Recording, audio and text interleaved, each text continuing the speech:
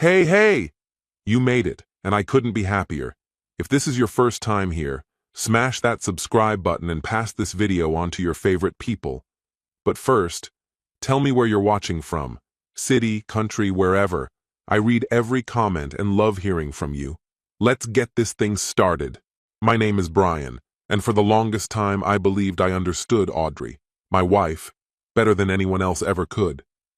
We had spent 6 years together in marriage, long enough for our daily life to fall into a comfortable, reliable rhythm. It felt more like a well-oiled partnership than anything dramatic or intense. Our relationship wasn't built on sparks anymore. It had settled into something steady and low maintenance, and we liked it that way. She was 31 and I was 34. Audrey held a senior position in marketing at a fast-growing tech startup. Her schedule was packed, but she thrived in that kind of high-pressure environment. Late nights, client dinners, back-to-back meetings, none of it ever raised concerns for me. She often spoke about tight deadlines and strategic relationships, and I trusted her. She'd never been the type to slow down or sit idle, and I genuinely admired that energy in her. But lately, things had started to feel off. It began with minor changes. Her phone always face down on the kitchen counter, an obsessive interest in a new fitness class, a different tone in the way she talked about her workday. Nothing big enough to cause alarm, just scattered signals that didn't quite connect. I didn't press her. I was too settled, too comfortable to stir the waters with doubt. Then came her latest work trip. She was buzzing with excitement one night as she packed, talking about a leadership summit happening in New York. She said it was a crucial opportunity, something that could push her career forward. "This is a huge milestone for me, Brian," she said, her eyes alive with ambition. I didn't question it. She'd always been a go-getter. I kissed her goodbye and told her to make the most of it. I assumed I'd have a few quiet evenings to myself while she was away. What I didn't know was that this trip would pull the curtain back on everything I had chosen to ignore. It started out like a normal night. I was sitting on the couch, casually thumbing through my phone, when a live video notification popped up. The name didn't jump out at me right away, Leo. But something clicked. Audrey had mentioned him once before. Some flashy social media personality, loud, excessive, constantly flaunting his wealth and hosting over-the-top parties. She'd laughed about him at the time, made fun of his theatrics. I hadn't given it another thought. Curious, I tapped the notification. The stream began with panoramic shots of an extravagant hotel suite, champagne being poured, party guests laughing over thudding music. It was exactly what I expected, until the camera panned to the balcony. And there she was, Audrey. She stood outside laughing easily, dressed in a silky, unfamiliar slip dress. Her hair caught the breeze as she leaned into Leo, who had one arm around her waist and pressed a kiss to her shoulder. She looked happy, at ease, completely in the moment. I froze. But surprisingly, I didn't feel immediate anger. Not yet. What hit me first was this eerie stillness, a deep, unmistakable clarity. It was like everything around me faded into silence. Suddenly, every strange detail I'd brushed off in recent months made perfect sense. A pattern had been there all along. I just hadn't let myself see it. I didn't yell. I didn't smash my phone or lose control. I simply typed a comment into the live stream chat. "Looks fun." Then I sent it. Still, that didn't feel like enough. So I made a small donation, just enough to bump the comment into visibility. Within seconds, Leo noticed. He read it aloud, grinning like it was a joke. "Tell Audrey Brian says hi." She heard him. Her entire expression shifted in an instant. The joy vanished. She stared at the screen like it had turned to stone. Her gaze locked onto the lens, as if she could see straight through it and find me on the other side. She didn't move. Her skin drained of color. Leo, oblivious, kept laughing. "Uh-oh," he chuckled. "Looks like somebody's in trouble." The comments blew up. Moments later, my phone buzzed. Audrey was calling. I let it ring. I didn't need explanations. I didn't want apologies. Everything I needed to know had just played out on screen. There was no more discussion to be had. The next steps were already clear. I was finished. This was about ensuring I didn't walk away with nothing. Her name kept flashing across my screen, call after call. I let it ring. I had no intention of picking up. There was nothing to talk about. I already had my course of action planned. Audrey was well aware of what she'd done. I didn't need to explain it to her.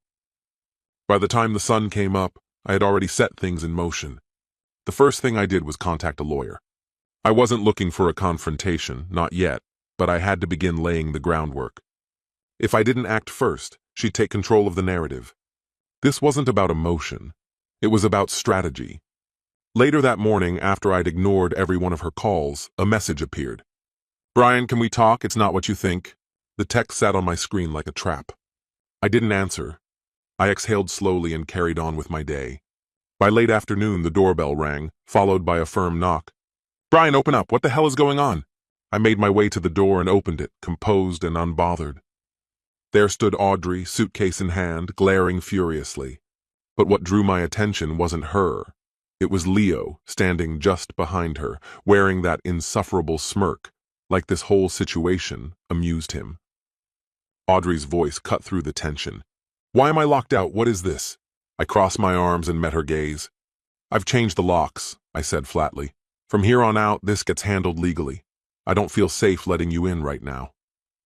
Her face twisted, part shock, part rage. "What are you even talking about? This is my house too. Let me in, Brian." I didn't move an inch. "Not until this is handled through the proper channels. You're not coming back in without your lawyer." Her face flushed red. "You can't do this! I'll call the cops! This is illegal!" Her hands shook as she reached for her phone. Leo, behind her, was barely holding back laughter. Not long after, a squad car pulled up. Audrey had already started her act, tears welling up, voice cracking as she told the officers she had nowhere else to go. I kept my response level and measured. "I've filed for a separation. There's been a major breach of trust. The locks were changed for my safety. I'm not denying her access, but I'd prefer police supervision while she collects her things." One of the officers, a seasoned-looking man, gave me a nod. "Sir, I get it. But without a court order, she still has the legal right to enter the home." "I understand," I said, "which is why I've already packed her belongings. They're waiting on the porch." Audrey's jaw dropped. "You packed my things?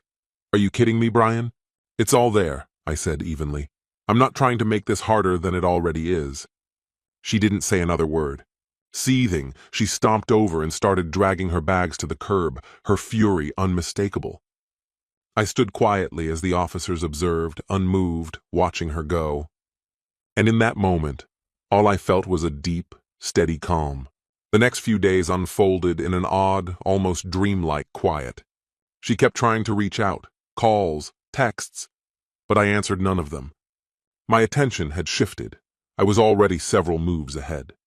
There were no scenes, no emotional chaos, only methodical, intentional action. The first thing I did was reroute my direct deposit into a personal account. Then I began dividing everything: finances, property, and most importantly, my path forward. Audrey could contest what little remained, but the assets I'd protected were beyond her reach. The aftermath of locking her out was eerily still. Too still. She barely made any attempts to reconnect, but I could sense the undercurrent. She was regrouping, recalibrating. That silence wasn't surrender, it was preparation. I suspected she was scheming her counterattack, trying to reshape the narrative to her benefit. But I had no intention of giving her the opportunity.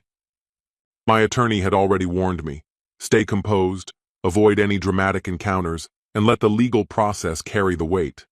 Still, Audrey wasn't idling. She began quietly rebuilding her version of events, whispering it to friends, hinting at it on social media. It was all predictable.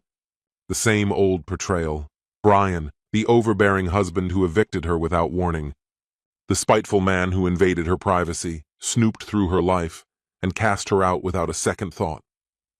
I actually chuckled at the performance. She'd always had a talent for drama, for turning on the tears like flipping a switch. But there was something I had that she lacked: a plan and patience. That's when I chose my next step carefully. Audrey still had the convertible, one I'd bought well before we were married. It was legally mine, titled in my name, and I had already informed her that it was separate property. She ignored me. Worse, she flaunted it, posting a photo of herself and Leo in the car, as if they were starring in their own romantic getaway. That was enough. I composed a formal email requesting the immediate return of the vehicle. I copied my lawyer in, kept the tone civil, and ensured every word was part of the official record. No insults, no emotion. Just a straightforward request to return what was mine. When she brushed it off, I escalated. My attorney mailed a certified letter, again calm, precise, and legal. It wasn't an accusation of theft. It was about establishing documentation, evidence in case it ever came to a courtroom. Shortly afterward, she posted a new Instagram story. Same aesthetic, same filters, but this one carried a message. She went on a long rant about finally escaping a toxic, suffocating relationship. She hinted at liberation, strength, and newfound clarity. Leo chimed in, showering her with encouragement in the comments. None of it surprised me. He always played the savior role well. But here's the truth, I didn't care. The more they crafted their public fairy tale, the quieter I became. I refused to respond. No rebuttals, no online sparring. I just kept meeting with my lawyer. No rush. Weeks passed, then months. Progress was slow but steady, and strangely satisfying. Her attempts to sway public opinion weren't landing the way she thought they would. And then, the moment I had waited for arrived. Audrey's latest work trip had gone too far. She'd paid for it using her company card. I had access to the statement, every indulgent purchase, extravagant dinners, spa appointments, high-end resort charges.